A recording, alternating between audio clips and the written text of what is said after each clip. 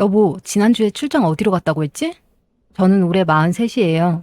경기도 용인에서 7살 난 딸 하나 키우면서 하루하루 정신없이 살고 있어요.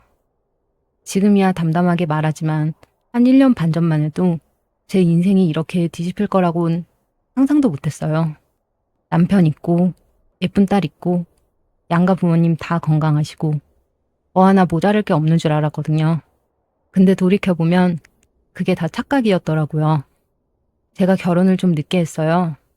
방송 쪽 일이 밤낮이 없어서 새벽까지 대본 붙들고 일에 미쳐 살다 보니 어느새 38이더라고요. 친구들은 다들 결혼해서 애까지 낳고 사는데 저만 혼자였으니까 결혼이라는 게 저랑은 먼 얘기인가 보다 하고 반쯤 포기하고 있었어요. 그런 저한테 친구가 사람을 하나 소개해주겠다는 거예요. 처음엔 됐다고 무슨 소개팅이냐고 쏜사례를 줬는데 이 친구가 어찌나 끈질긴지 며칠을 들들 볶더라고요. 야, 딱 한 번만 만나봐. 너 이러다 평생 혼자 산다. 그 말이 이상하게 그날따라 꼭 박히더라고요. 그렇게 떠밀리듯 나간 자리였어요. 그동안 선이든 속이든 다 영 아니었던 터라 그날도 그냥 친구 성의 봐서 얼굴이나 비추고 일찍 일어나야지 싶었거든요. 그런데 카페 문을 열고 들어가는데 저쪽에서 한 남자가 일어서더라고요. 키 크고 깔끔한 데다 웃는 눈매가 참 선해 보이는 사람이었어요. 자리에 앉자마자 제 물컵부터 채워주는데 그게 또 유난스럽지 않고 자연스럽더라고요. 그 사람이 태경 씨였어요. 저보다 2살 많은 제약회사 영업팀장이었는데 영업이라길래 말빨 센 사람인가 싶었는데 막상 얘기를 나눠보니 오히려 듣는 쪽이더라고요. 대화가 어찌나 잘 통하던지 1시간만 있다 가야지 했는데 정신 차려보니 3시간이 훌쩍 지나 있더라고요. 헤어질 때 그 사람이 시간이 이렇게 빨리 간 거 오랜만이라고 하는데 빈말 같지가 않았어요. 저도 그랬으니까요. 집에 돌아오는 길에 친구한테 전화가 왔어요. 어땠어? 별로지? 근데 제가 저도 모르게 이렇게 말하고 있더라고요. 아니, 또 봐도 될 것 같아. 전화기 너머로 친구가 깍 소리를 지르는데 저는 그게 또 싫지가 않았어요. 그렇게 만남이 시작됐어요. 근데 제가 좀 신중한 편이라 한 번 결혼하면 평생 가는 건데 싶어서 일부러 천천히 갔어요. 좋은 티 다 내면서도 속으로는 이 사람을 계속 지켜본 거죠. 근데 볼수록 괜찮은 사람이더라고요. 약속 한 번을 안 어기고 제가 새벽에 야근 끝나는 날이면 멀리서도 데리러 와줬거든요. 우리 부모님한테도 어찌나 깍듯한지 까다로운 우리 아버지가 나중에 그러시더라고요. 그 사람 됐다. 사람이 진중해. 우리 아버지가 사람 칭찬을 잘 안 하시는 분이거든요. 용인에서 작게나마 사업체를 일구신 분이라 사람 보는 눈이 깐깐하셨는데 그런 아버지가 인정을 하시니까 저도 마음이 한결 놓이더라고요. 그렇게 2년을 만났어요. 남들은 뭘 그렇게 오래 보냐고 했지만 그 시간 동안 이 사람이라면 믿어도 되겠다는 확신이 차곡차곡 쌓였거든요. 그리고 제 나이 40에 드디어 그 사람이랑 결혼을 했어요. 결혼식 전날 밤이었어요. 밤늦게 전화가 왔는데 그 사람이 한참 말이 없다가 그러더라고요. 고마워요. 나 같은 사람한테 와줘서. 저는 그 말이 그렇게 따뜻할 수가 없었어요. 그때는 정말 이 사람 만나려고 내가 그 긴 세월을 혼자 버텼나 보다 그렇게까지 생각했거든요. 지금 와서 그 말을 다시 떠올리면 가슴이 좀 서늘해지긴 해요. 결혼하고 나서의 삶은 제가 꿈꿔온 그대로였어요. 양가에서 반반씩 보태주신 덕에 서울에 신혼집도 마련했고요. 그 사람은 결혼하고도 한결같아서 아무리 바빠도 저녁엔 전화 한 통씩 꼭 했고 늦는 날이면 미안하다고 먼저 문자를 보냈어요. 결혼한 지 1년쯤 됐을 때 딸 서아가 태어났어요. 그 사람이 분만실 앞에서 어찌나 울던지 간호사가 산모보다 아빠가 더 운다고 웃었을 정도예요. 서아 태어나고는 회식도 줄이고 살같이 들어와서 목욕에 새벽 분유까지 도맡았어요. 주말이면 유모차 끌고 동네 한 바퀴 도는 게 그 사람 낙이었고요. 저는 그런 남편을 보면서 내가 전생에 무슨 복을 쌓았길래 이런 사람을 만났을까 매일 생각했어요. 친구들이 모이면 다들 남편 흉보기 바쁜데 저만 할 말이 없으니 세상에 그런 남자가 어디 있냐며 다들 약 올라 있고요. 저는 그게 또 은근히 자랑스러웠어요. 근데 그 믿음이 그렇게 한순간에 무너질 줄은 그땐 정말 꿈에도 몰랐거든요. 그러던 어느 날이었어요. 시어머니 생신이라 시댁에 갔다가 그날따라 시동생이며 시누이며 식구들이 다 모여서 하룻밤 자고 오게 됐거든요. 별일 아니었어요. 1년에 몇 번씩 있는 그런 자리였으니까요. 근데 저는 그 밤에 평생 안 들었으면 좋았을 얘기를 듣고 말았어요. 그날 밤 서아가 낯선 데서 자려니 잠투정이 심했어요. 1시간을 넘게 어르고 토닥여 겨우 재워놓으니 그제야 목이 바짝 마르더라고요. 애 깰까봐 까치발로 살살 거실 쪽으로 나갔어요. 근데 거실 소파에 남편이랑 시누이가 앉아서 술 한잔하면서 두런두런 얘기를 나누고 있더라고요. 다들 자는 줄 알았는데 둘이 늦게까지 안 자고 있었던 거예요. 저는 괜히 끼어들기도 뭐하고 그렇다고 그냥 지나가기도 어색해서 주방 들어가는 길목에 잠깐 멈춰섰는데 그때 시누이가 하는 말이 제 발목을 딱 붙잡았어요. 오빠, 솔직히 나 처음에 세연이 처음 봤을 때 깜짝 놀랐잖아. 어쩜 그렇게 그 언니랑 분위기가 똑같은지. 오빠도 그래서 마음이 갔던 거 아니야? 저는 그 자리에 그대로 멈춰섰어요. 그 언니라니. 누구 얘기지? 야, 쓸데없는 얘기하지 마. 남편 목소리가 평소랑 달랐어요. 뭔가 눌러담는 듯한 그런 목소리였어요. 아니 진짜로 그 언니랑 헤어지고 오빠가 얼마나 힘들어했는지 아니까 하는 말이지. 그때 부모님이 반대만 안 하셨어도 둘이 잘 됐을 텐데 나는 그게 두고두고 마음에 걸렸거든. 근데 세연이 만나고부터 오빠 얼굴이 예전처럼 밝아진 것 같아서 난 좋더라. 그만해. 지난 일이야. 나 지금 충분히 행복해. 저는 어둠 속에 가만히 서 있었어요. 심장이 쿵쿵 뛰는데 그 소리가 들킬까봐 숨도 제대로 못 쉬었거든요. 얼마나 그렇게 서 있었는지 몰라요. 다리에 힘이 풀려서 벽을 짚고 겨우 방으로 들어왔어요. 결국 물은 한 모금도 못 마시고 서아 옆에 도로 누웠는데 잠이 올 리가 없잖아요. 천장만 멍하니 보고 있는데 아까 그 말들이 머릿속에서 자꾸만 맴도는 거예요. 그 언니랑 분위기가 똑같아서 마음이 갔던 거 아니냐는 그 한마디가 가슴에 콕 박혀서 안 빠지더라고요. 그러니까 결국 이 사람이 나를 처음 본 순간에 나를 본 게 아니라 누군가를 떠올린 거잖아요. 내가 나여서 좋았던 게 아니라 그 여자를 닮아서 눈이 갔던 거고요. 그 긴 인연이 알고 보면 다른 여자의 그림자를 더듬는 시간이었을 수도 있겠다 싶으니까 등줄기가 서늘해지더라고요. 근데 한참을 그러고 누워있다가 제가 마음을 고쳐먹었어요. 사람이 옛날에 사랑한 사람 하나쯤 가슴에 묻고 살 수도 있는 거지. 중요한 건 지금이잖아요. 지금 이 사람은 누구보다 나한테 잘하고 우리 서아도 끔찍이 아끼는데 시작이 어쨌든 지금이 진심이면 된 거 아니냐며 저를 다독였어요. 지난 일을 들춰서 좋을 게 뭐가 있겠어요. 괜히 긁어부스럼 만들어서 우리 가정 흔들 필요가 뭐가 있나 싶었어요. 그냥 나만 입 꾹 다물고 모른 척하면 우리는 계속 행복할 수 있다고 믿었거든요.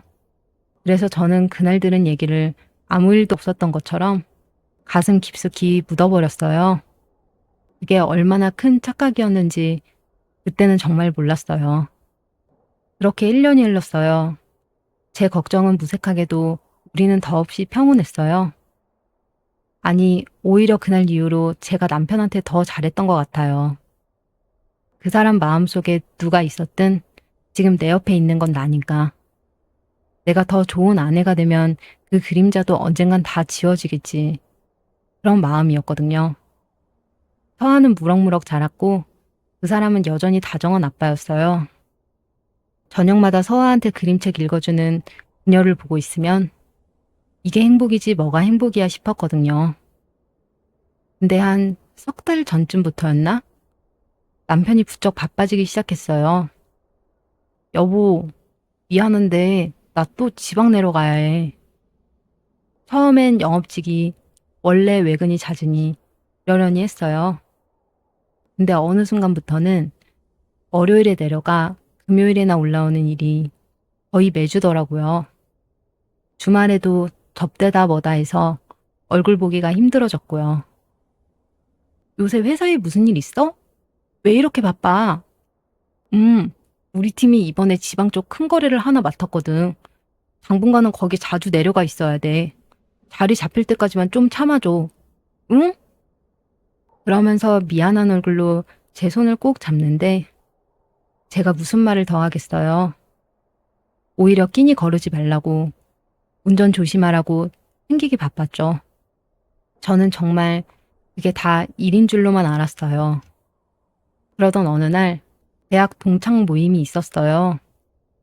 그날 마침 친구의 친구가 한 명 나왔는데 알고 보니 그 남편이 우리 남편이랑 같은 회사 같은 본부에서 일한다는 거예요. 세상 참 좁죠? 반갑게 인사를 나누는데 그분이 그러더라고요.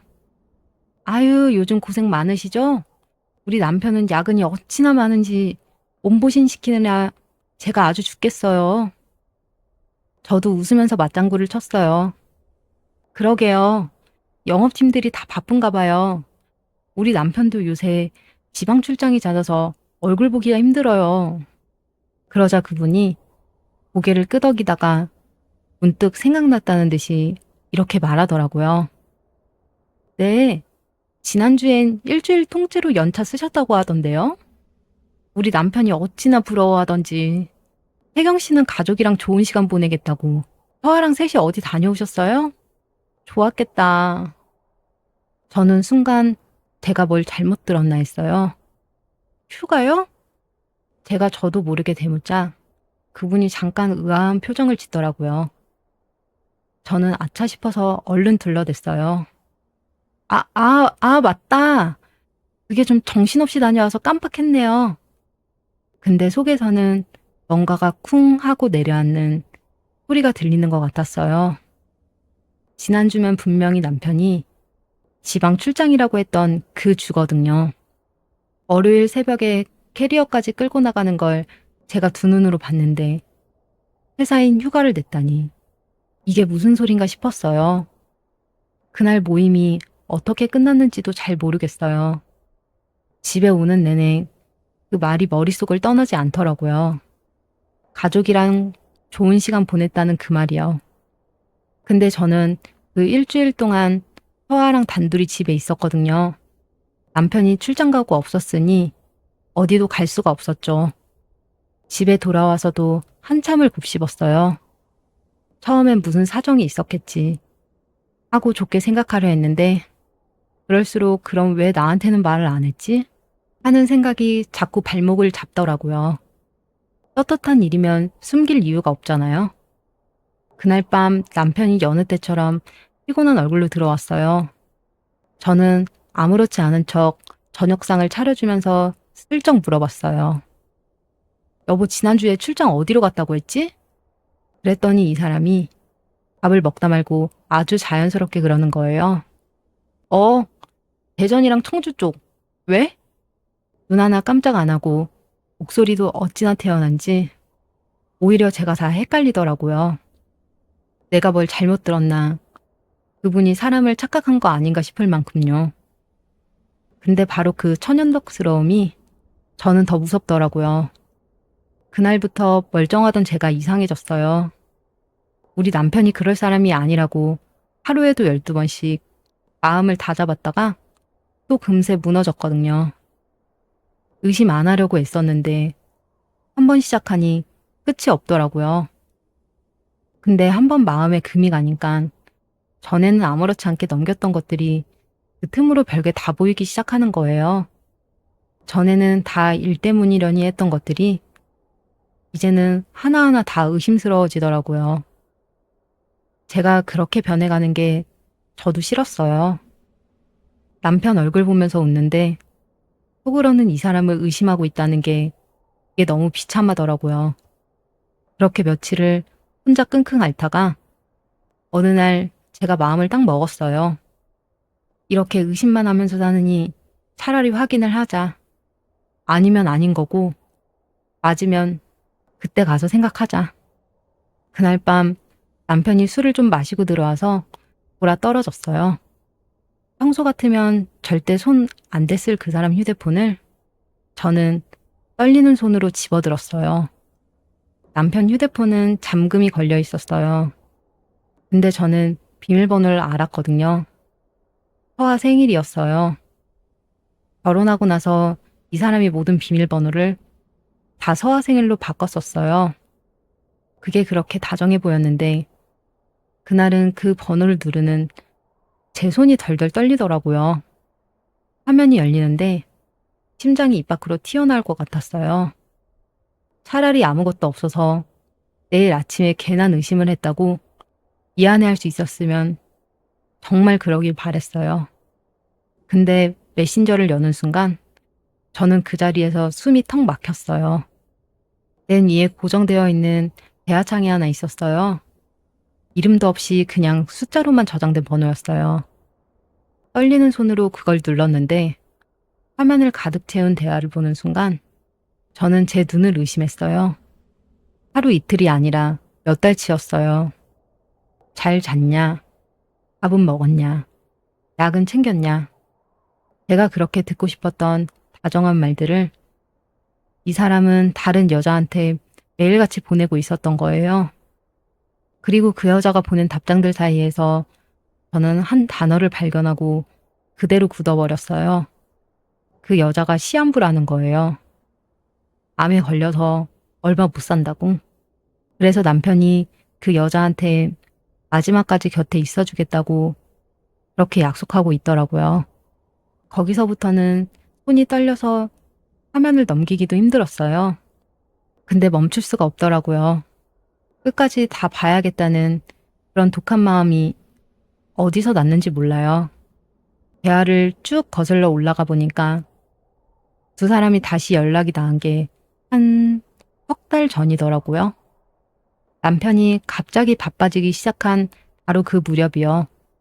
그러니까 그 출장도 그 야근도 그 주말 접대도 전부 다 거짓말이었던 거예요. 그 시간에 이 사람은 그 여자랑 있었던 거고요.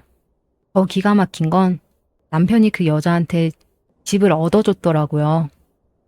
이사는 잘했냐? 불편한 건 없냐? 메시지에 다 있었어요.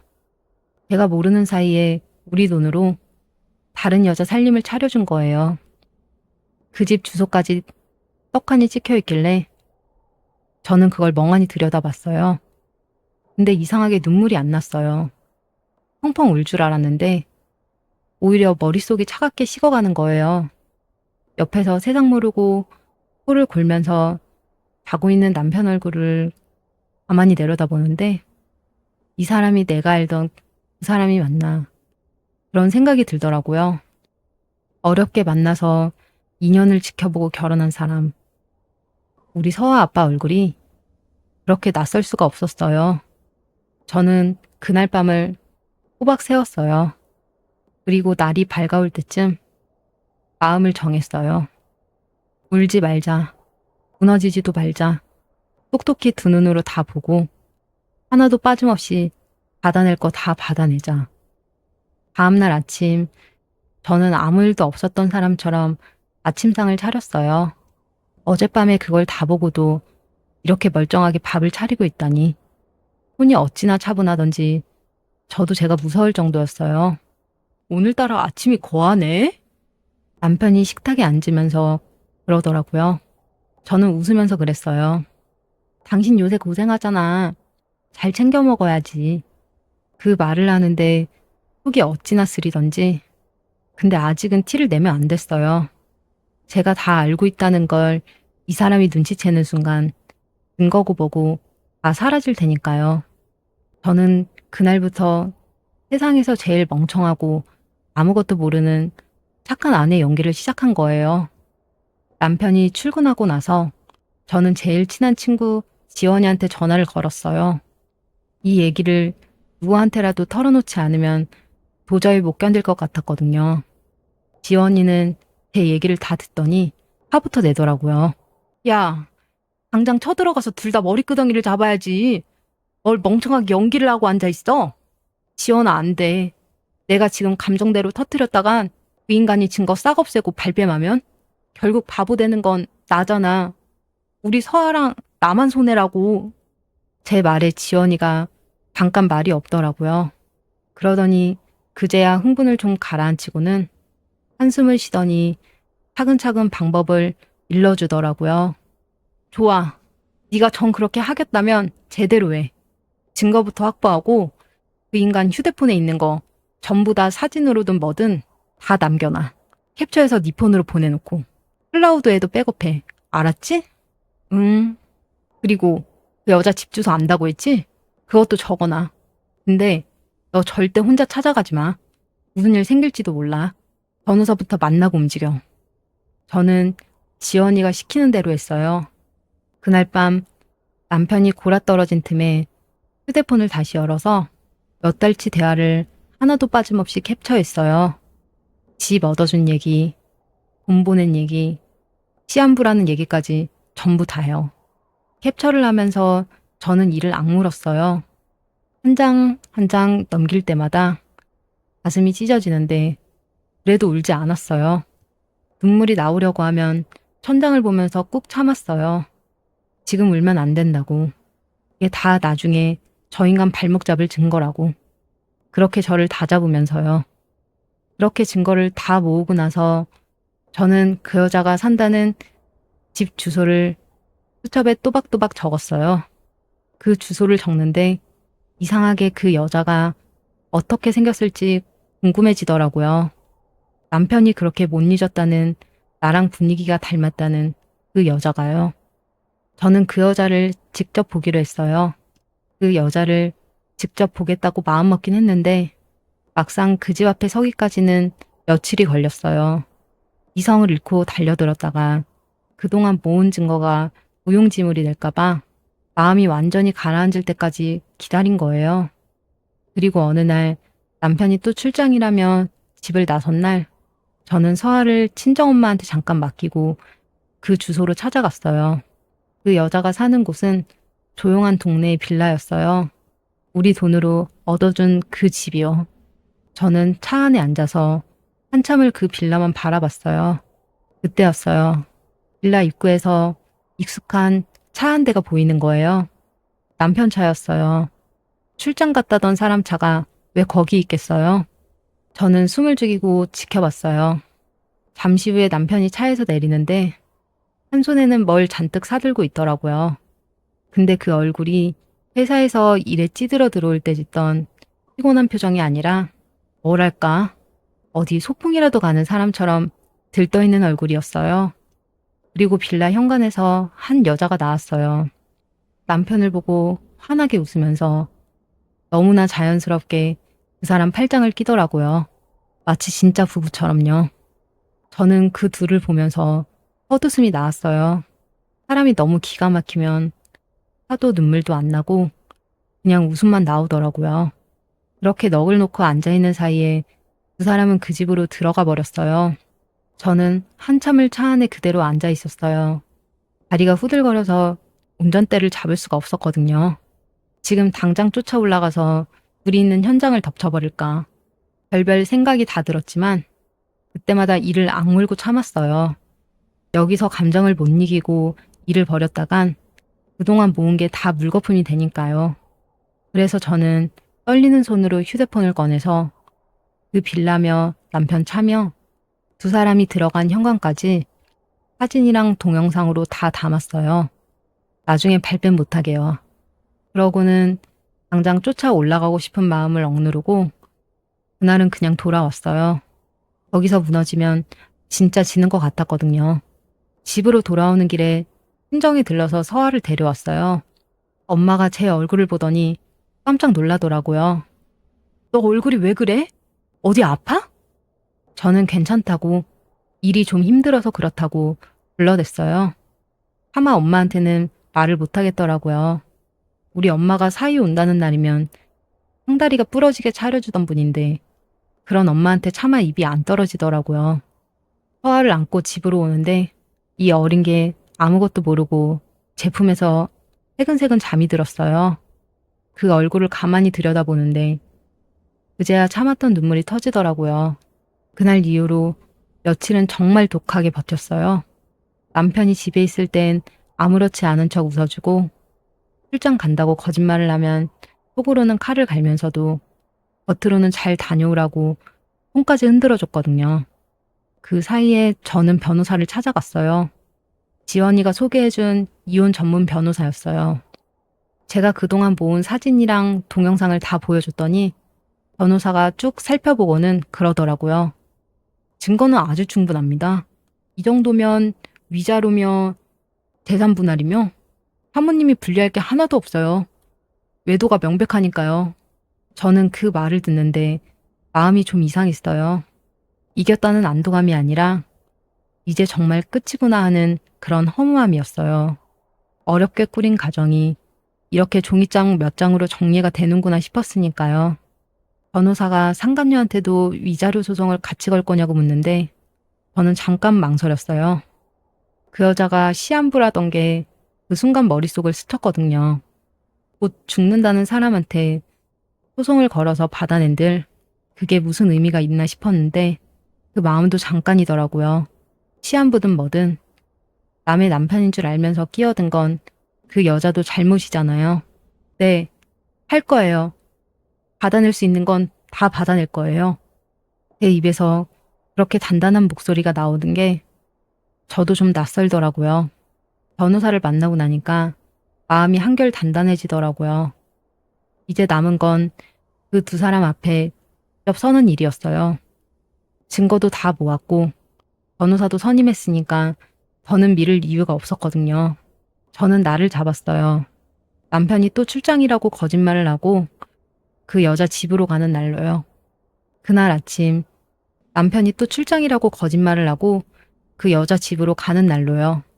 출근하는 남편을 평소처럼 배웅했어요. 잘 다녀오라고, 운전 조심하라고요. 그 사람은 아무것도 모른 채 제 볼에 입을 맞추고 나갔어요. 그 뻔뻔한 얼굴을 보면서 저는 속으로 생각했어요. 오늘이 마지막이다. 화하는 친정엄마한테 맡겼어요. 엄마가 또 무슨 일이냐고 물었지만 저는 그냥 회사에 급한 일이 생겼다고만 했어요. 다 끝내고 나서 그때 다 말씀드릴 생각이었거든요. 그 빌라 앞에 다시 섰을 때 손이 떨리긴 했어요. 근데 지난번처럼 무섭진 않았어요. 오히려 이상하게 차분해지더라고요. 저는 심호흡을 한번 하고 계단을 올라갔어요. 그리고 그 집 문 앞에 섰어요. 문 너머로 두 사람의 웃음소리가 들렸어요. 도란도란 어찌나 다정한지 저 웃음소리 안에 저랑 서한은 없겠죠? 그 생각을 하니까 떨리던 손이 오히려 차갑게 식더라고요. 저는 초인종을 눌렀어요. 초인종을 누르고 잠깐 기다리니까 안에서 발소리가 들렸어요. 그리고 문이 열렸는데 문을 연 건 남편이었어요. 저를 보는 순간 그 사람 얼굴이 어떻게 변하던지 평생 못 잊을 거예요. 핏기가 싹 가시면서 눈이 튀어나올 것처럼 커지더라고요. 여보? 목소리가 덜덜 떨리더라고요. 저는 아무 말도 안 했어요. 그냥 그 사람 얼굴을 똑바로 쳐다봤어요. 그랬더니 남편이 어쩔 줄을 모르고 제 팔을 잡는 거예요. 여보, 이게 아니라 내가 설명할게. 응? 일단 진정하고.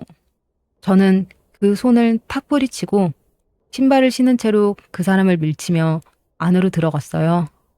벽에는 두 사람이 환하게 웃으며 찍은 사진까지 걸려 있더라고요. 그걸 보는 순간 머리 끝까지 열이 뻗쳤지만 저는 이를 악물고 참았어요. 거실 안쪽에서 그 여자가 나왔어요. 무슨 일인가 하고 나오다가 저를 보고는 그 자리에 얼어붙더라고요. 저는 그 여자를 처음으로 똑바로 봤어요. 남편이 그렇게 못 잊었다는, 나랑 닮았다는 그 여자를요. 근데 어디가 닮았는지 모르겠는 그냥 평범한 여자였어요. 얼굴이 좀 헬쓱한 게 시한부라더니 정말 아픈가 싶었죠. 그 여자가 떨리는 목소리로 입을 열었어요. 누구세요? 누구세요라는 그 말에 저는 헛웃음이 나왔어요. 이 여자가 정말 모르는 건가? 아니면 모르는 척하는 건가 싶었거든요. 제가 입을 열기도 전에 뒤따라 들어온 남편이 황급히 그 여자 앞을 막아서더라고요. 마치 제가 그 여자를 해치기라도 할까봐 그 여자를 감싸는 거예요. 그 모습을 보는데 참 기가 막히더라고요. 지금 누가 누구를 감싸야 하는 건지. 수아야, 들어와 있어. 내가 얘기할게. 남편이 그 여자한테 어찌나 다정하게 말하는지 저한테는 언제 그렇게 말해본 적 있나 싶었어요. 저는 그제야 입을 열었어요. 수아? 이름이 수아예요? 제 목소리가 떨리지 않게 하려고 얼마나 애를 썼는지 몰라요. 내가 이 사람 아내예요. 결혼한 지 3년 됐고 2살짜리 딸도 있어요. 지금 그쪽이 만나고 있는 이 남자가 그 애 아빠고요. 그 말을 하면서 저는 그 여자 얼굴을 똑똑히 봤어요. 정말 몰랐다는 얼굴인지 보고 싶었거든요. 근데 놀라기는커녕 이미 다 알고 있었다는 듯 고개만 푹 숙이는 거예요. 그 순간 확신했죠. 우리 가정이 있다는 걸 뻔히 알면서도 만난 거구나. 저는 가방에서 휴대폰을 꺼냈어요. 그리고 그 집안 곳곳을, 두 사람을, 벽에 걸린 사진을 하나하나 다시 찍기 시작했어요. 제가 사진을 찍기 시작하니까 남편이 새파랗게 질려서 휴대폰을 빼앗으려고 손을 뻗더라고요. 여보, 뭐 하는 거야? 그거 찍지 마. 제발. 찍지 마? 당신이 지금 나한테 그런 말할 자격이 있어? 제 입에서 그런 말이 나오는데 목소리가 어찌나 차갑던지 저도 놀랐어요. 남편은 그 말에 아무 대꾸도 못하고 입만 뻥긋거리더라고요. 그러더니 갑자기 제 앞에 털썩 무릎을 꿇는 거예요. 여보, 내가 잘못했어. 정말 잘못했어. 한 번만 용서해줘. 저는 그 모습을 내려다봤어요. 한때는 이 사람이 무릎 꿇고 비는 걸 보면 마음이 약해졌을지도 몰라요. 근데 그 순간엔 아무 느낌도 없더라고요. 오히려 더 차갑게 식어가는데 저는 그 사람을 똑바로 내려다보면서 따져 물었어요. 용서? 뭘 용서해달라는 건데? 바람 피운 거? 아니면 나한테 1년 넘게 거짓말한 거? 그것도 아니면 우리 돈으로 저 여자 집어넣어준 거? 남편 얼굴이 하얗게 질리더라고요. 제가 거기까지 알고 있을 줄은 몰랐던 거죠. 그걸 어떻게? 그게 지금 할 소리야? 당신이 무슨 짓을 했는지 나 똑바로 봐. 그때였어요. 그리고 고개만 숙이고 있던 그 여자가 갑자기 제 앞으로 나서더라고요. 그러더니 남편 옆에 같이 무릎을 꿇는 거예요. 죄송해요. 다 제 잘못이에요. 이 사람은 아무 잘못 없어요. 제가 먼저 매달렸어요. 저는 어이가 없어서 그 여자를 쳐다봤어요. 이 사람은 잘못이 없다니. 둘이 똑같이 바람을 피워놓고 이제 와서 누구는 잘못이 있고 누구는 없다는 게 말이 되나요? 혜경 씨, 나 신경 쓰지 말고 가요. 그 여자가 남편을 보면서 그러더라고요. 목소리가 어찌나 가냘픈지 곧 쓰러질 사람 같았어요. 미안해요. 제가 욕심을 냈어요. 나 같은 거 처음부터 없었다고 생각하면 돼요. 잠깐이라도 곁에 있어줘서 고마웠어요. 그 말을 듣는 순간 저는 등골이 서늘해졌어요. 그게 진심이 아니라는 걸 알았거든요. 저건 물러나는 게 아니라 가여운 척, 다 내려놓은 척 하면서 남편이 차마 자기를 못 떠나게 더 단단히 붙잡는 말이에요. 그리고 아니나 다를까 남편이 무릎을 꿇은 채로 그 여자 손을 꽉 붙잡는 거예요. 아내라는 사람이 코앞에 서 있는데도 말이에요. 수아야, 그런 말 하지 마. 내가 끝까지 책임질게. 저는 그 광경을 보면서 헛웃음조차 안 나오더라고요. 저는 그 두 사람을 한참 내려보다가 천천히 입을 열었어요. 저는 소리 지를 힘도 그럴 마음도 없더라고요. 잘 들어. 나 당신이랑 이혼할 거야. 위자료, 재산 분할, 받을 수 있는 건 하나도 안 남기고 다 받아낼 거고 양육권도 당연히 내가 가져. 남편이 고개를 번쩍 들더라고요. 여보, 잠깐만, 우리 얘기 좀. 그리고 저는 그 여자를 똑바로 봤어요. 그쪽한테도 상간녀 위자료 소송 걸 거예요. 그러니까 그렇게 가여운 척 다 내려놓는 척 하지 말아요. 어차피 법정에서 또 볼 거니까. 그 여자 얼굴이 그제야 굳어지더라고요. 아까까지 그 가냘프던 표정이 위자료 소송이라는 말에 싹 사라지는 거예요. 저는 그걸 놓치지 않았어요. 역시 내 생각이 맞았구나 싶었죠. 왜요? 곧 죽는다는 사람이 위자료는 무서워요? 제가 그렇게 말하니까 그 여자가 흠칫하더니 뭐라고 대꾸를 하려다 말고 입을 다물더라고요. 저는 그 모습을 보면서 처음으로 뭔가 좀 이상하다는 생각이 들었어요. 곧 죽는다는 사람치고는 그 눈빛이 너무 멀쩡했거든요. 근데 그땐 그게 뭘 뜻하는지 모르고 그냥 흘려보냈죠. 저는 두 사람을 그 집에 남겨두고 돌아 나왔어요. 등 뒤에서 남편이 부르는 소리가 들렸지만 저는 뒤도 안 돌아봤어요. 그 집을 나와 차에 타자마자 저는 운전대에 얼굴을 묻었어요. 다 쏟아내고 나니 온몸에 힘이 쭉 빠지더라고요. 근데 이상하게 후회는 안 됐어요. 적어도 도망치지 않고 끝까지 두 눈으로 다 보고 할 말 다 했으니까요. 집에 돌아와서 저는 제일 먼저 시부모님께 전화를 걸었어요. 이건 두 분도 아셔야 하는 일이라고 생각했거든요. 그동안 저를 친딸처럼 아껴주신 분들이었어요. 그래서 더 망설여졌지만 그래도 알려야 했어요. 어머니, 저 드릴 말씀이 있어서요. 죄송하지만 오늘 저녁에 저희 집으로 좀 와주실 수 있으세요? 제 목소리가 심상치 않았는지 어머니가 무슨 일이냐고 자꾸 물으시더라고요. 저는 자세한 건 뵙고 말씀드리겠다고만 했어요. 그날 저녁 시부모님이 우리 집에 오셨어요. 영문을 모른 채 들어오시는 두 분 얼굴을 보는데 저는 또 가슴이 미어지더라고요. 이 좋은 분들한테 이런 얘기를 해야 한다는 게요. 근데 그때 현관문이 또 열렸어요. 남편이 들어온 거예요. 제가 시부모님을 불렀다는 걸 어떻게 알았는지 사색이 된 얼굴로 달려왔더라고요. 여보, 제발 부모님한테는 말하지 마. 응? 저는 그 모습을 보면서 생각했어요. 이 사람이 진짜 무서워하는 게 뭔지 이제 알겠더라고요. 시부모님은 영문을 몰라 어리둥절해 하셨어요.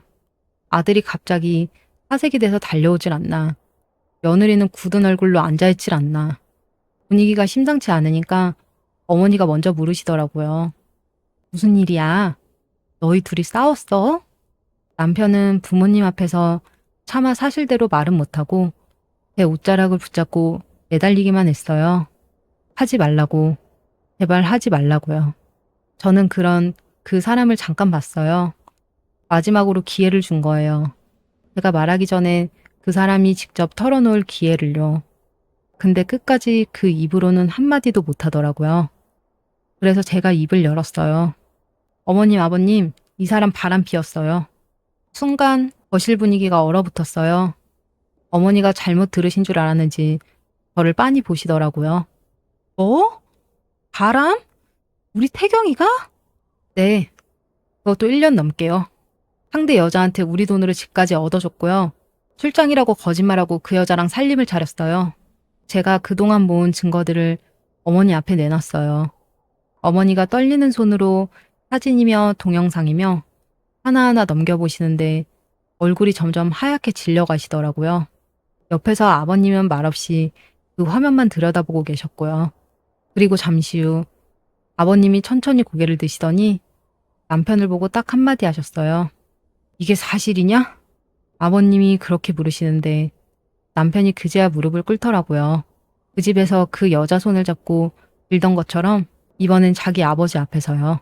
아버지, 죄송합니다. 제가 잘못했습니다. 그 말이 떨어지기가 무섭게 아버님이 자리에서 벌떡 일어나셨어요. 그러더니 손에 잡히는 대로 집어 던지시는데 그게 하필 식탁 위에 있던 물컵이었어요. 컵이 벽에 부딪혀서 와장창 깨지는데 저는 서화방으로 얼른 뛰어갔어요. 다행히 애는 깊이 잠들어 있었어요. 거실로 다시 나와 보니 아버님이 남편 멱살을 잡고 계셨어요.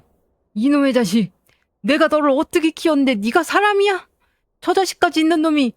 어머니는 그 옆에서 주저앉아 우시고요. 저는 그 광경을 보는데 마음이 참 복잡했어요. 분명 제가 당한 일인데 왜 이 좋은 분들까지 이런 꼴을 봐야 하나 싶었거든요. 그래도 잘못은 저 사람이 했는데 제가 죄인처럼 숨길 일은 아니잖아요. 한참을 그러시던 아버님이 거친 숨을 몰아쉬면서 저한테 오시더라고요. 그러더니 제 손을 꼭 잡으시는 거예요. 아가, 미안하다. 우리가 면목이 없다. 정말 미안하다. 그 말에 제가 그동안 꾹 참았던 눈물이 왈칵 쏟아졌어요. 그날 밤 시부모님은 남편을 데리고 가셨어요. 저 두면 무슨 일이 날 것 같으셨는지 일단 본가로 데려가신 거예요. 남편은 끌려가다시피 하면서도 자꾸 저를 돌아보더라고요. 무슨 말이라도 하고 싶은 눈치였는데 저는 끝내 눈을 마주치지 않았어요. 두 분이 가시기 전에 어머니가 제 손을 잡고 그러시더라고요. 아가, 정말 미안하다. 근데 이 말은 꼭 해야겠어서 네가 어떤 결정을 하든 우리는 다 받아들이마. 이혼을 하겠다고 해도 우리는 너 원망 안 해. 당연히 네가 그래야지. 우리 아들이 죽을 죄를 지은 거니까. 저는 그 말이 어찌나 고맙던지요. 보통 이런 일 생기면 시댁에서 어떻게든 아들 감싸고 며느리한테 참으라고 하잖아요. 근데 이분들은 안 그러셨어요. 끝까지 제 편을 들어주셨어요. 남편이 본가로 간 뒤로 집이 텅 빈 것 같았어요. 서아가 아빠를 찾는데 저는 그저 회사 갔다는 말만 반복했어요. 언젠간 사실대로 말해야 할 텐데 이 어린 걸 어떻게 이해시켜야 하나 벌써부터 막막했거든요. 며칠 뒤 변호사를 통해서 정식으로 이혼 절차를 시작했어요. 남편은 처음에 이혼은 안 된다고 버텼대요. 근데 증거가 워낙 명백하니까 변호사가 그러더라고요. 이건 100% 우리가 이기는 싸움이라고요. 그렇게 모든 게 제 뜻대로 흘러가는 것 같았어요. 그런데 말이죠. 이혼이라는 게 막상 시작하니 생각보다 진이 빠지더라고요. 근데 제일 힘든 건 남편이 자꾸 연락을 해오는 거였어요. 문자에, 전화에, 받지 않으면 집 앞으로 찾아오기까지 했어요. 여보, 한 번만 만나서 얘기하자. 응? 내가 다 정리할게. 그 여자랑도 정리하고 다시 시작하자. 우리 서아 생각도 해야지. 서아 얘기를 꺼내는데 저는 그게 제일 화가 나더라고요. 본인이 가정을 버릴 땐 언제고 이제 와서 서아를 핑계로 저를 붙잡으려고 하는 게요. 정리? 뭘 정리해? 당신이 그 여자랑 정리하면 내가 받은 상처도 정리가 돼? 우리 서아가 받을 상처도 없던 일이 되냐고. 제가 그렇게 쏘아붙이니까 남편이 한참을 말이 없더라고요. 그러더니 이러는 거예요. 그래도 나는 당신밖에 없어. 그 사람은, 그 사람은 그냥 불쌍해서. 저는 그 말에 전화를 그냥 끊어버렸어요. 불쌍해서라니. 아직도 그 여자 걱정을 하고 있는 거예요. 자기 아내한테 돌아오겠다고 비는 와중에도요. 이 사람은 끝까지 이런 사람이구나 싶었어요. 그리고 며칠 뒤 저는 시아버님한테 전화 한 통을 받았어요. 근데 그 전화 내용이 좀 이상했어요. 아가, 혹시 그 여자한테도 따로 연락 온 거 없냐? 아버님이 다짜고짜 그렇게 물으시는 거예요. 저는 영문을 몰라서 없다고 했죠. 그랬더니 아버님이 한참을 망설이다가 이런 얘기를 하시더라고요. 그 여자가 남편한테 돈을 요구했다는 거예요. 그것도 한두 푼이 아니라 치료비 명목으로 큰 돈을요. 시안 부니까 죽기 전에 마지막 치료라도 받아보겠다면서요. 남편은 또 그 말에 마음이 약해져서 본가에 와 있는 주제에 부모님 몰래 돈을 마련하려고 했나 봐요. 근데 아버님이 그걸 보고 뭔가 이상하다고 느끼신 거예요.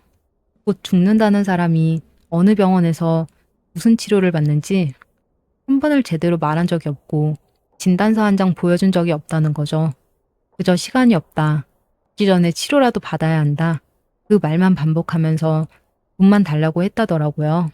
아가, 아무래도 내가 좀 알아봐야겠다. 뭔가 미심쩍어서 그래. 그 얘기를 듣는데 그날 그 집에서 봤던 그 여자 눈빛이 다시 떠오르더라고요. 곧 죽는다는 사람치고는 너무 멀쩡하던 그 눈빛이요. 위자료 소송 얘기가 나오자마자 싹 굳어지던 그 얼굴도요. 그때는 그냥 스쳐 지나갔던 그 위화감이 아버님 얘기를 들으니까 다시 또렷해지는 거예요. 그 순간 저는 어쩌면 그 여자가 시한부가 아닐지도 모른다는 그런 무서운 생각이 들기 시작했어요. 그날부터 아버님이 본격적으로 그 여자 뒷조사를 시작하셨어요. 사업을 오래 하셔서 사람 알아보는 데는 도가 트신 분이셨거든요. 저는 솔직히 반신반의했어요. 설마 죽는다는 거짓말까지 할까 싶었지만 한편으론 자꾸 그 멀쩡하던 눈빛이 걸리더라고요. 그렇게 한 일주일쯤 지났을까요? 아버님한테 다시 전화가 왔어요. 근데 아버님 목소리가 그날따라 어찌나 떨리시던지요. 아가, 너 지금 앉아있냐? 앉아서 들어라. 저는 가슴이 철렁했어요. 무슨 일이냐고 여쭤봤더니 아버님이 한숨을 푹 쉬시고는 그러시더라고요. 그 여자 시한부 아니다. 암은커녕 병원 근처도 안 간 사람이야. 멀쩡해. 아주 멀쩡한 사람이라고. 저는 그 말을 듣는데 머릿속이 하얘지더라고요. 아니, 어느 정도 예상은 했어요. 근데 막상 사실로 확인되니까 그게 또 다른 충격이더라고요. 그게 다가 아니다. 이 여자 이런 식으로 남자 등쳐본 게 이번이 처음이 아니야. 그제야 저는 이 일이 제가 생각했던 것보다 훨씬 더 깊은 수렁이라는 걸 알게 됐어요. 아버님이 알아내신 그 여자의 정체는 정말이지 입이 다물어지지가 않았어요. 그 여자는 병원 한 번 다닌 적 없는 멀쩡한 사람이었어요. 게다가 남편이 처음도 아니었어요. 몇 년 전부터 술집을 옮겨 다니며 만난 남자들한테 시한부니 뭐니 가여운 사연으로 동정심을 자극하고는 치료비 명목으로 돈을 뜯어온 거예요. 남편이 이 여자를 다시 만난 게 그 술집이었어요. 옛날에 부모님 반대로 헤어진 첫사랑을 거기서 우연히 마주친 거죠. 근데 그 여자는 이미 예전 사람이 아니라 술집을 전전하며 남자들 등쳐먹는 사람이 돼 있었던 거예요. 첫사랑을 못 잊고 살던 남편은 그 여자가 시한부라는 말에 그대로 넘어가 버린 거고요. 그러니까 남편은 그 여자의 손바닥 위에서 놀아난 거였어요. 시한부라는 말에 마음 졸이고 마지막을 함께 해주겠다며 가정까지 등진 그 모든 게 그 여자가 짜놓은 각본 안에서 벌어진 일이었던 거죠. 남편이 그 여자한테 그동안 갖다 바친 돈이 무려 1억이 넘었어요. 집 보증금에 생활비에 치료비 명목으로 뜯긴 돈까지 우리 가정 돈을 그렇게 사기꾼한테 갖다 바친 거예요. 저는 그 얘기를 다 듣고 한참을 멍하니 앉아 있었어요. 헛웃음만 나오더라고요. 남편이 진짜 사랑 때문에 절 버린 줄 알고 그렇게 비참했는데 알고 보니 그게 다 사기였다니. 그렇다고 남편 잘못이 없어지는 건 아니죠. 첫사랑이든 사기든 가정 있는 사람이 다른 여자한테 한눈 팔고 돈까지 갖다 바친 건 변하지 않으니까요. 그날 저녁 시아버님이 그동안 모은 자료를 들고 저희 집으로 오셨어요. 그 여자가 다른 남자들한테 사기친 정황이며 시한부가 거짓이라는 증거며 다 챙겨 오셨더라고요. 아가, 이걸로 그 여자 사기죄로 고소할 거다. 우리 태경이가 당한 것도 분하지만 너한테도 떳떳하게 받을 거 다 받게 해주마.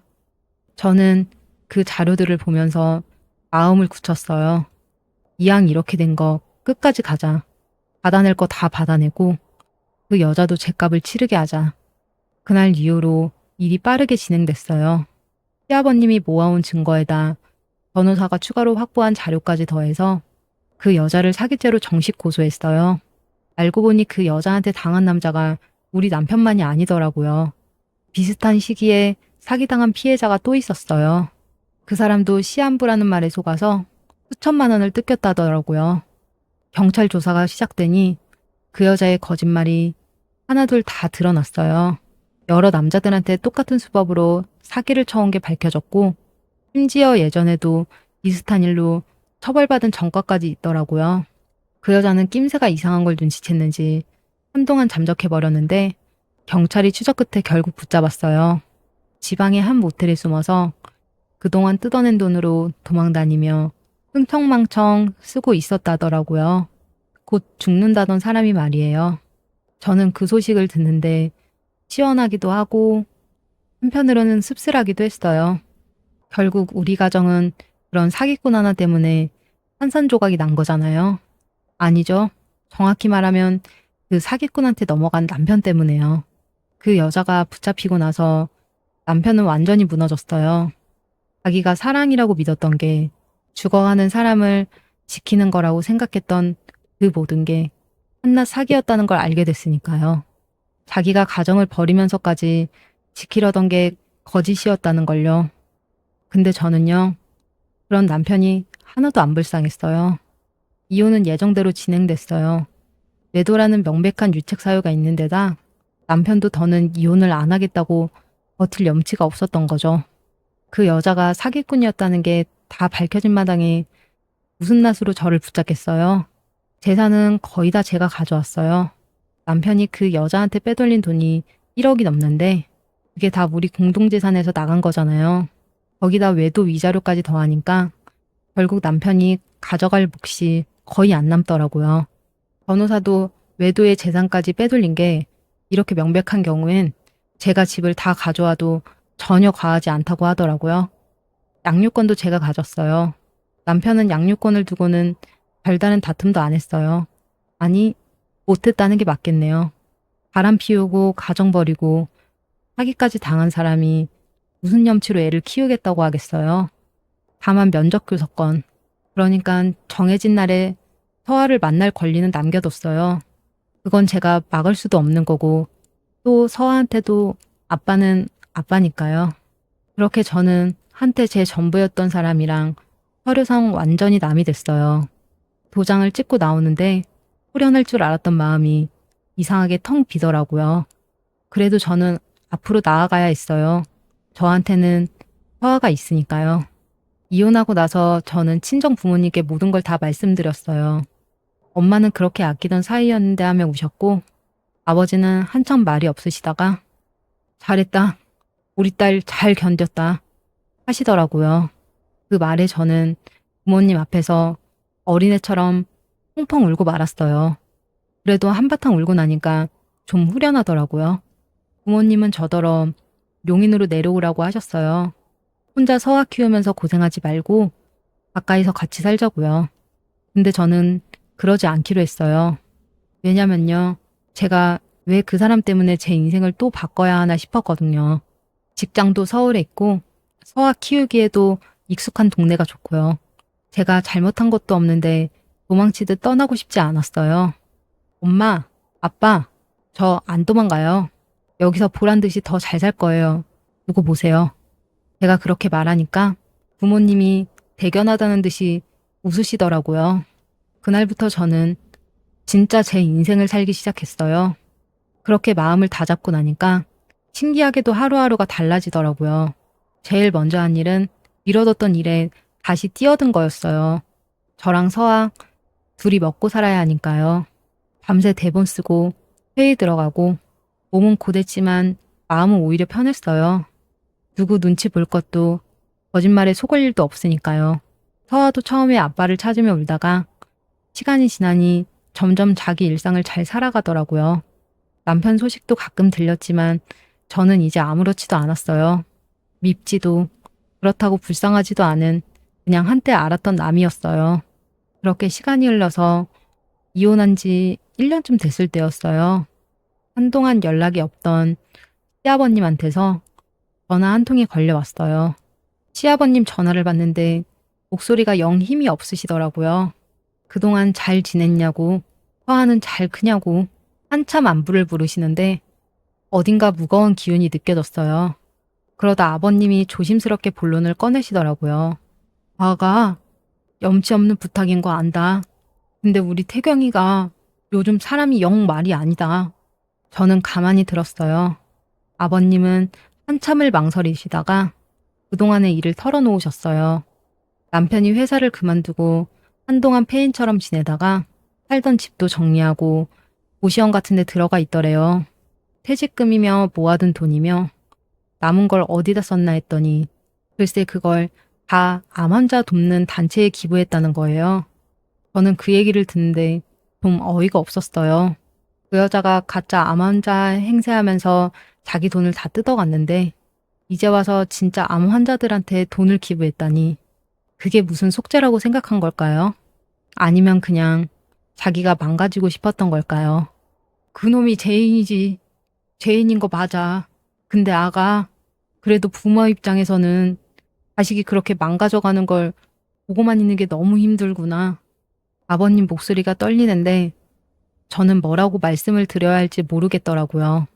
아버님이 어렵게 꺼내신 부탁은 서아를 한 번만 보여줄 수 없겠냐는 거였어요. 그놈이 요즘 통 사람을 안 만나. 밥도 제대로 안 먹고 말도 안 하고 우리가 무슨 말을 해도 듣질 않아. 근데 아가, 그놈이 딱 하나 서아 사진만은 아직도 지갑에 넣고 다니더라. 혹시 서아를 한 번만 보면 그놈이 정신을 좀 차리지 않을까 싶어서 저는 솔직히 망설여졌어요. 아니, 망설여진 정도가 아니라 화가 났어요. 자기가 가정을 버릴 땐 언제고 이제 와서 서아를 보고 정신을 차리겠다니. 서아가 무슨 그 사람 인생 구원해주는 도구도 아니고요. 근데 또 한편으로는 아버님 목소리가 자꾸 마음에 걸리는 거예요. 끝까지 제 편이 되어주셨던 그 좋은 분들이 자식 일로 이렇게 무너져 계신데 그걸 외면하는 것도 도리가 아닌 것 같았어요. 그리고 무엇보다 서아한테도 아빠는 아빠니까요. 제가 남편을 미워하는 거랑 서아가 아빠를 만나는 거랑은 별개의 문제잖아요. 어차피 면접 교섭권도 있는 거고요. 며칠을 고민하다가 저는 결국 그러기로 했어요. 딱 한 번 만나게 해주기로요. 아버님 알겠어요. 대신 이건 그 사람을 위해서가 아니라 서아랑 두 분을 위해서 하는 거예요. 약속한 날이 됐어요. 장소는 사람 많은 카페로 정했어요. 조용한 데서 만났다간 그 사람이 또 무슨 말을 늘어놓을지 모르니까요. 저는 딱 서아만 보여주고 올 생각이었어요. 서아를 데리고 카페에 들어서는데 구석에 앉아있는 남편이 보였어요. 근데 그 모습을 보고 저는 깜짝 놀랐어요. 못 알아볼 정도였거든요. 그 단정하고 멀끔하던 사람이 살이 쪽 빠지고 얼굴은 시꺼멓게 죽은 데다 머리는 부스스하고 옷차림까지 후줄근해서 1년 사이에 10년은 더 늙어 보였어요. 남편이 저희를 보더니 자리에서 벌떡 일어났어요. 그리고 서아를 보는 순간 그 사람 눈에서 눈물이 왈칵 쏟아지더라고요. 서아야. 서아는 처음에 낯설어 하더니 이내 아빠를 알아보고는 쪼르르 달려갔어요. 아빠! 남편이 서아를 와라 끌어안는데 어깨를 들썩이면서도 소리를 못 내고 울더라고요. 서아는 그런 아빠가 왜 우는지도 모르고 조그만 손으로 아빠 얼굴을 만지작거리는데 그 모습을 보고 저도 모르게 코끝이 흔해지더라고요. 밉긴 미운데 그래도 부녀가 저렇게 만나는 걸 보니까 마음이 복잡했어요. 한참을 그렇게 서아를 안고 울던 남편이 저를 보더니 고개를 푹 숙이더라고요. 고마워. 서아 보여줘서 정말 고마워. 저는 별말 없이 그냥 고개만 한번 끄덕였어요. 셋이 자리에 앉아 서아한테 주스를 시켜주는 동안 남편은 마치 눈에 다 담아두려는 사람처럼 그런 서아만 하염없이 바라보더라고요. 서아가 화장실에 가고 싶다고 해서 잠깐 데리고 다녀왔어요. 다시 자리에 돌아오니까 남편이 머뭇거리다가 입을 열더라고요. 저기, 나 당신한테 할 말이 있어. 저는 또 무슨 변명을 하려나 또 무슨 용서를 빌려나 싶어서 마음을 단단히 먹었어요. 근데 남편이 하는 말이 제 예상이랑은 좀 다르더라고요. 미안하다는 말로는 안 된다는 거 알아. 용서해 달라는 것도 아니야. 그냥 내가 정말 미쳤었다는 거 그 말을 하고 싶었어. 당신이랑 서아한테 내가 무슨 짓을 한 건지 이제야 알겠어.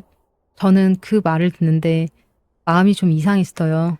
후련하지도 통쾌하지도 않았어요. 그냥 너무 늦었다는 생각만 들더라고요. 이제 와서 그게 무슨 소용이야. 제 입에서 나온 말은 그거였어요. 제 말에 남편은 저는 아무 말도 못하고 고개만 떨궜어요.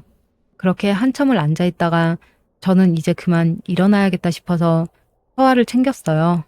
헤어지기 전에 저는 그동안 마음에 담아뒀던 말을 그 사람한테 해주기로 했어요. 미워서가 아니라 이게 마지막일 테니까 한 번은 짚고 가야 할 것 같았거든요. 당신, 그 여자가 사기꾼이었다는 것 때문에 더 무너진 거 알아. 근데 그 여자가 당신을 속인 거랑 당신이 가정을 버린 거랑은 별개야. 당신은 그때 우리 가족 대신 그 여자를 선택했고 지금 이 모든 일은 그 선택의 결과인 거야. 그 책임은 당신이 지는 거고. 말을 하면서도 목소리가 떨리지 않아서 저도 놀랐어요. 1년 전이었으면 울면서 소리쳤을 텐데 말이에요. 그러니까 이제 그만 무너져 있어. 당신이 그렇게 폐인처럼 사는 거 그건 속죄가 아니라 또 다른 도망이야. 남편은 제 말을 듣는 내내 눈물만 뚝뚝 흘리며 고개를 끄덕일 뿐이었어요. 저는 할 말을 다 하고 나니 오히려 마음이 한결 가벼워지더라고요. 서아를 안고 카페를 나서는데 등 뒤에서 남편이 작은 목소리로 그러더라고요. 고마워. 그리고 정말 미안했어. 저는 뒤돌아보지 않았어요. 대신 속으로만 생각했어요. 당신도 나도 이제 각자의 자리에서 잘 살아보자고요. 집으로 돌아오는 길에 서아가 제 손을 꼭 잡고 묻더라고요. 엄마, 아빠 또 봐? 저는 잠깐 고민하다가 웃으면서 그랬어요. 응, 또 볼 거야. 아빠가 우리 서아 많이 보고 싶어 하니까. 이어도 그 사람은 서아의 아빠니까요. 제가 받은 상처랑은 별개로 서아한테서 아빠를 빼앗을 권리는 저한테 없는 거잖아요. 그게 제가 엄마로서 지켜야 할 선이라고 생각했어요. 그날 저녁 시아버님한테서 다시 전화가 왔어요. 서아 보여줘서 고맙다고 몇 번을 말씀하시는데 그 목소리에 아까보다는 좀 기운이 묻어 있더라고요. 그것만으로도 저는 오늘 잘한 일이라고 생각했어요. 그 만남이 있고 나서 남편은 조금씩 달라지기 시작했대요. 시아버님 말씀으로는 고시원에서 나와서 다시 본가로 들어왔고 그렇게 손도 못 대던 밥도 다시 먹기 시작했다더라고요. 그리고 얼마 지나서는 여기저기 이력서를 넣기 시작했다는 소식도 들려왔어요. 물론 예전 같은 좋은 회사로 돌아가긴 어렵겠죠. 그래도 적어도 다시 살아보려고 한다는 것만으로도 시부모님은 마음을 좀 놓으신 것 같았어요. 저는 그 소식을 들으면서 묘한 기분이 들었어요. 통쾌함도 미안함도 아닌 뭔가 정리되는 느낌이랄까요? 제가 그 카페에서 했던 말이 그 사람한테 조금이라도 전해졌다면 그걸로 됐다 싶었어요. 친정엄마한테도 남편 소식을 전했더니 상처 준 사람한테 다시 일어설 기회를 주는 건 아무나 못하는 거라며 잘했다고 하시더라고요. 저는 멋쩍게 웃었어요. 그렇게 대단한 일인지는 모르겠지만 적어도 제 마음에 저는 그 사람을 향한 미움이 남아있지 않은 건 분명했거든요. 이혼하고 2년이 다 되어가는 지금 저는 꽤 괜찮게 지내고 있어요. 처음엔 혼자 서아 키우면서 어떻게 살아가나 막막했는데 막상 닥치니까 또 사라지더라고요. 일도 다시 자리를 잡았어요. 혼자 서아를 키우려면 악착 같아져야 했는데 그게 오히려 약이 됐어요. 일에 몰두하다 보면 쓸데없는 생각도 안 나고 제 힘으로 저랑 서아를 책임진다는 게 뿌듯했거든요. 서아는 이제 어린이집을 다니는데 부쩍 야무져졌어요. 저는 그런 서아를 보면서 이 아이만큼은 상처 없이 키우자고 매일 다짐해요. 남편은 작은 회사에 다시 취직했는데 예전처럼 번듯한 곳은 아니어도 성실하게 다니고 있다고 하더라고요. 양육비도 꼬박꼬박 보내오고요. 이제 그 사람이랑은 면접 교섭일에 서아를 만나는 것 말고는 따로 연락할 일도 없는 딱 그 아이의 부모로서만 남은 사이가 됐어요. 가끔 사람들은 저한테 물어요. 그 사람이 안 밉냐고. 어떻게 그렇게 담담하냐고요. 그러면 저는 이렇게 대답해요. 왜 안 믿겠어요? 지금도 가끔은 그때 일이 떠올라서 가슴이 답답해질 때가 있어요. 다만 이제는 그 미움에 제 시간을 쓰지 않기로 했을 뿐이에요. 미워하는 것도 결국 힘이 드는 일이거든요. 그 힘을 차라리 저랑 서아한테 쓰는 게 낫잖아요. 생각해보면 저는 참 운이 좋은 사람이기도 해요. 그 사람 본 모습을 더 늦기 전에 알게 됐으니까요. 그날 동창 모임에서 그 얘기를 못 들었더라면 저는 평생 속으면서 살았을지도 몰라요. 그렇게 생각하면 차라리 그때 다 터진 게 다행이다 싶어요. 그리고 또 하나 저한테는 서아가 있잖아요. 이 일이 저한테서 참 많은 걸 빼앗아 갔어도 우리 서아만큼은 지켰고 오히려 이 일을 겪으면서 저는 누구한테도 기대지 않고 제 힘으로 우뚝 설 줄 아는 그런 단단한 엄마가 됐으니까요. 물론 앞으로도 쉽지만은 않겠죠. 혼자 아이를 키운다는 게 어디 보통 일인가요? 근데 저는 이제 두렵지 않아요. 그 모진 일도 견뎌냈는데 앞으로 못 견딜 게 뭐가 있겠어요. 서아가 조금 더 크면 언젠가는 이 이야기를 들려줘야 할 날이 오겠죠. 그날이 오면 저는 우리 딸한테 이렇게 말해주려고요. 엄마는 그때 너를 지키려고 가장 용감한 선택을 한 거라고. 그러니 너도 살다가 힘든 일이 닥치거든 누가 너한테 상처를 주더라도 그 상처에 너를 통째로 내주지는 말라고요. 이 모든 일을 겪고 나서 제가 우리 딸한테 꼭 물려주고 싶은 건 그거 하나예요. 인생의 폭풍이 몰아쳐도 결국 나를 일으켜 세우는 건 나 자신이라는 거요. 저는 오늘도 서아의 손을 잡고 집으로 돌아가 저녁밥을 짓고 그림책을 읽어주고 잠든 아이의 얼굴을 가만히 들여다봐요. 이 평범한 하루하루가 저한테는 얼마나 소중한지 몰라요. 비록 한 번은 무너졌어도 저는 기어이 다시 일어섰고 앞으로도 우리 서아와 함께 단단하게 살아갈 거니까요. 저는 오늘 이 사연을 받고 한참을 마음이 먹먹했습니다. 한 사람의 평온한 삶이 믿었던 이의 거짓말 하나로 이렇게까지 무너질 수 있구나.